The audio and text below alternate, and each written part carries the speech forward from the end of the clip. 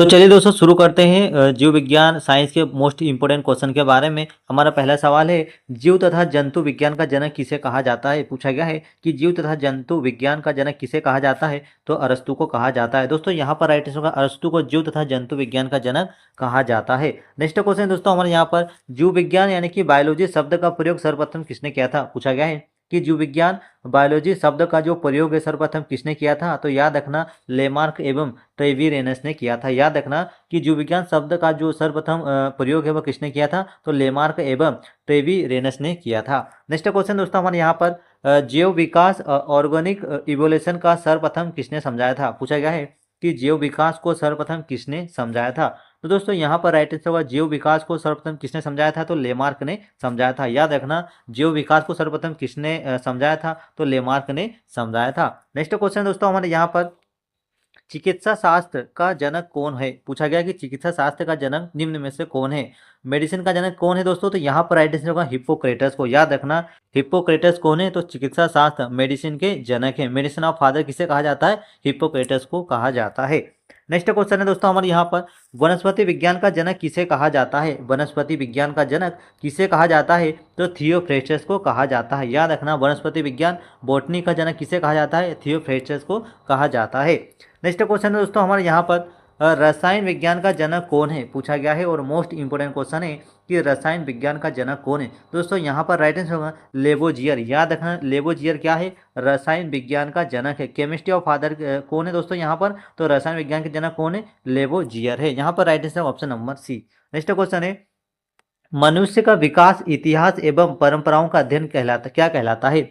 मनुष्य के विकास, मनुष्य का इतिहास और मनुष्य के परंपरागत जो अध्ययन है, मनुष्य किस प्रकार से रहता है, क्या कुछ नियम है या कौन कौन सी परंपरा है, ये सब जो एक अध्ययन होता है उसे क्या कहते हैं, तो एंथ्रोपोलॉजी कहते हैं। दोस्तों यहाँ पर राइट आंसर एंथ्रोपोलॉजी कहलाता है। मनुष्य का विकास इतिहास एवं परंपराओं का जो अध्ययन होता है उसे एंथ्रोपोलॉजी कहते हैं।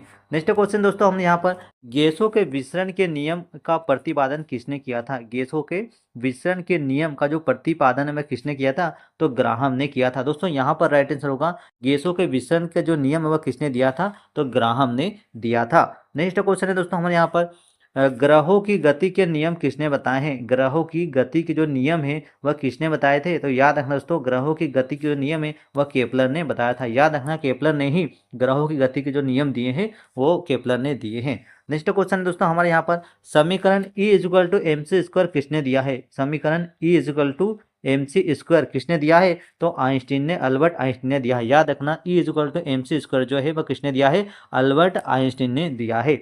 नेक्स्ट क्वेश्चन दोस्तों हमारे यहाँ पर, जड़त्व का नियम किसके द्वारा खोजा गया था। जड़त्व का जो नियम है वह किसके द्वारा खोजा गया था, तो याद रखना दोस्तों जड़त्व का जो नियम किसने दिया था, तो गैलीलियो ने दिया था। याद रखना जड़त्व का नियम किसने दिया था, तो गैलीलियो ने दिया था। नेक्स्ट क्वेश्चन दोस्तों हम यहाँ पर, गुरुत्वाकर्षण के नियम के प्रतिपादक कौन है। गुरुत्वाकर्षण के नियम के प्रतिपादक कौन है, तो यहाँ पर राइट आंसर होगा न्यूटन। याद रखना दोस्तों गुरुत्वाकर्षण के नियम के जो प्रतिपादक कौन है, तो वह आइजैक न्यूटन है।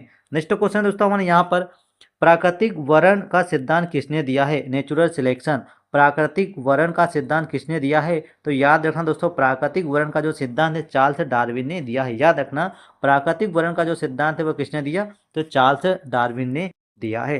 नेक्स्ट क्वेश्चन है दोस्तों हमारे यहाँ पर, उत्परिवर्तन सिद्धांत किसने दिया है। उत्परिवर्तन का जो सिद्धांत है वह किस वैज्ञानिक ने दिया है, तो ये ह्यूगो डी ब्रिज ने। याद रखना दोस्तों ह्यूगो डी ब्रिज ने उत्परिवर्तन का सिद्धांत दिया है। नेक्स्ट क्वेश्चन है, आनुवंशिकी के जनक कौन है। आनुवंशिकी यानी कि जेनेटिक्स के जनक कौन कहलाते हैं, तो याद रखना दोस्तों ग्रेगर जॉन मेंडल। याद रखना ग्रेगर जॉन मेंडल जो है आनुवंशिकी के जनक कहलाते हैं। यहाँ पर right answer option number B होगा, Gregor John Mendel.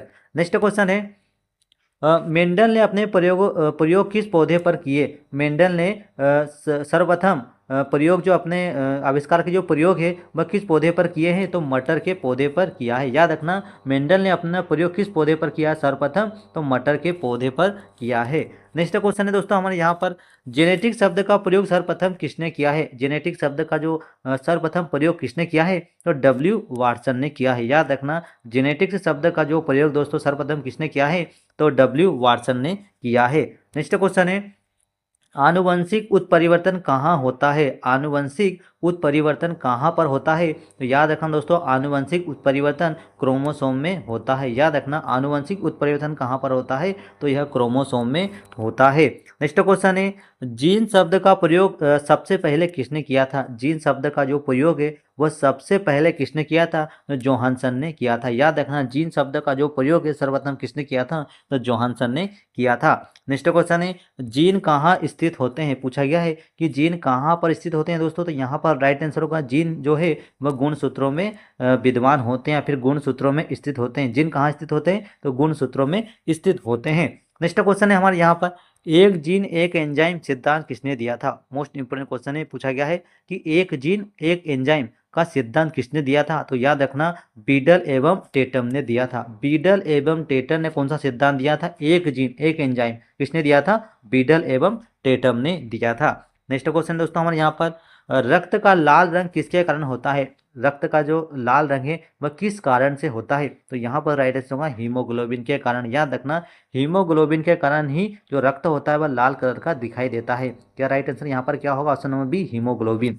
Next question है हमारे यहाँ पर, हीमोग्लोबिन में कौन सा तत्व पाया जाता है? हीमोग्लोबिन में कौन सा तत्व पाया जाता है? तो यहाँ पर दोस्तों राइट आंसर होगा लोहा। याद रखना, हीमोग्लोबिन में लोहे की मात्रा पाई जाती है। नेक्स्ट क्वेश्चन है, शरीर में रक्त के जमने से कौन रोकता है? पूछा गया शरीर में रक्त के जमने से कौन रोकता है? तो हिपेरिन रोकता है। याद रखना, शरीर में रक्त के जमने से कौन रोकता है? तो हिपेरिन रोकता है। नेक्स्ट क्वेश्चन दोस्तों हमारे यहाँ पर, हिपरिन का निर्माण कहाँ होता है? हिपरिन का जो निर्माण है वो कहाँ पर होता है? तो वो यकृत में होता है। याद रखना दोस्तों, हिपरिन का निर्माण कहाँ पर होता है? तो यकृत में होता है। नेक्स्ट क्वेश्चन दोस्तों हमारे यहाँ पर मोस्ट इंपोर्टेंट क्वेश्चन है, रक्त का अध्ययन क्या कहलाता है? पूछा गया है कि रक्त का अध्ययन क्या कहलाता है? तो हेमेटोलॉजी कहलाता है। याद रखना दोस्तों, रक्त का अध्ययन क्या कहलाता है? हेमेटोलॉजी कहलाता है। रक्त के थक्का बनाने में कौन सहायक होता है? पूछा गया है कि रक्त के थक्का बनाने में कौन सहायक होता है? तो प्लेटलेट्स होते हैं। प्लेटलेट्स जो है दोस्तों रक्त के थक्का बनाने में सहायता प्रदान करते हैं। नेक्स्ट क्वेश्चन है दोस्तों हमारे यहाँ पर, प्लेटलेट्स का विनाश कहाँ होता है? पूछा गया है कि प्लेटलेट्स का विनाश कहाँ पर होता है? तो याद रखना दोस्तों, पीलिया में होता है। याद रखना, प्लेटलेट्स का जो विनाश कहाँ पर होता है? तो वह पीलिया में होता है। नेक्स्ट क्वेश्चन दोस्तों हमारे यहाँ पर, रक्त का थक्का जमने में कौन सा विटामिन सहायक होता है? अब पूछा गया है कि रक्त का थक्का जमने में कौन सा विटामिन सहायक होता है? तो याद रखना दोस्तों, विटामिन के सहायक होता है। याद रखना, रक्त का थक्का जमने में कौन सा विटामिन सहायक होता है? तो विटामिन के सहायक होता है।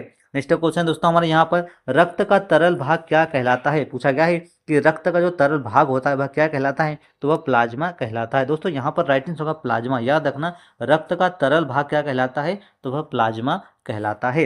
नेक्स्ट क्वेश्चन दोस्तों हमारे यहाँ पर, प्लाज्मा में जल का प्रतिशत कितना होता है? पूछा गया है कि प्लाज्मा में जल का जो परसेंट है वह कितना होता है? तो वह 90% होता है। याद रखना दोस्तों, प्लाज्मा में जल का परसेंट कितना होता है? तो 90% होता है। यहाँ पर right answer option number C, 90%। Next question है, कुल रक्त का कितना प्रतिशत भाग प्लाज्मा होता है? कुल रक्त का कितना प्रतिशत भाग प्लाज्मा होता है? रक्त में कितना परसेंट प्लाज्मा होता है दोस्तों? तो 55% प्लाज्मा होता है। याद रखना, कुल रक्त का कितना प्रतिशत भाग प्लाज्मा होता है? तो 55% भाग रक्त में क्या होता है? प्लाज्मा होता है।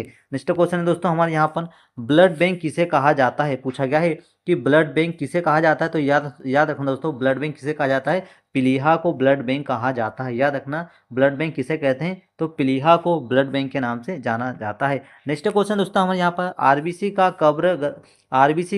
कब्रगाह किसे कहा जाता है? आरबीसी का कब्रगाह किसे कहा जाता है? तो पीलिया को। याद रखना, पीलिया को आरबीसी का कब्रगाह कहा जाता है। नेक्स्ट क्वेश्चन है हमारा यहाँ पर, ब्लड बैंक में रक्त को किस तापमान पर सुरक्षित रखा जाता है? ब्लड बैंक में रक्त को किस टेम्परेचर पर सिक्योर रखा जाता है? तो यहाँ पर राइट आंसर होगा दोस्तों 40 डिग्री फ़ारेनहाइट पर। याद रखना, जब ब्लड बैंक जो होती है वहाँ पर रक्त को जब रखते हैं तो किस टेम्परेचर पर सुरक्षित रखते हैं? तो 40 डिग्री फ़ारेनहाइट पर रखते हैं। नेक्स्ट क्वेश्चन है, रक्त समूहों की खोज किसने की थी? पूछा गया कि रक्त समूहों की खोज किसने की थी? तो लैंड स्टीनर ने की थी। याद रखना दोस्तों, रक्त समूहों की खोज किसने की थी? तो लैंड स्टीनर ने रक्त समूहों की खोज की थी। नेक्स्ट क्वेश्चन है हमारे यहाँ पर, सर्वदाता पूछा गया है कि सर्वदाता रक्त समूह कौन सा है। यूनिवर्सल डोनर रक्त समूह कौन सा है, ए बी या फिर ओ। तो याद रखना दोस्तों, सर्वदाता रक्त समूह कौन सा है, तो ओ प्रकार का जो रक्त समूह है वह सर्वदाता है। यहाँ पर right answer option number D. Next question दोस्तों हमारे यहाँ पर सर्वग्राही रक्त समूह कौन सा है, पूछा गया है कि सर्वग्राही रक्त समूह कौन सा है। तो ए बी रक्त समूह जो है, याद रखना दोस्तों, ए बी रक्त समूह है वह सर्वग्राही रक्त समूह होता है। यहाँ पर right answer option number D, A B. तो चलिए दोस्तों, ये जानना आज के मोस्ट इंपोर्टेंट क्वेश्चन थे साइंस के। आपको कैसे लगे हमें कमेंट कर जरूर बताएं। मिलते हैं अगले वीडियो में। Thank you.